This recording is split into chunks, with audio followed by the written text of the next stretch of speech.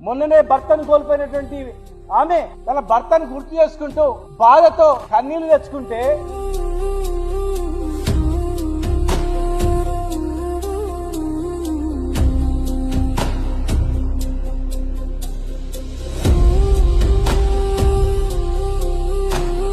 నువ్వు డ్రామా అంటావా? అది యాక్షన్ అంటావా? ఆ ఏడుపుల యొక్క ప్రక్రియ చూస్తుంటే ఆర్టిఫిషియల్ గా నువ్వు ఏడవాల్సిందని మీరు చెప్తున్నటువంటి అంతర్గతంగా కొంతమంది కార్యకర్తలు చెప్తున్నారు.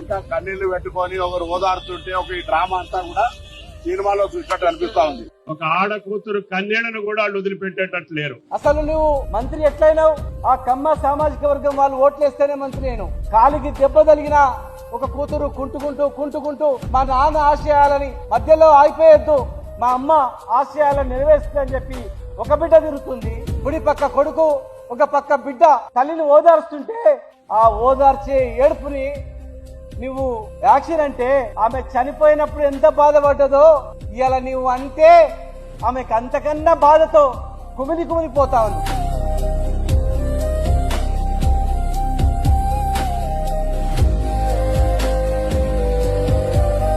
వెంటనే క్షమాపణ చెప్పాలి.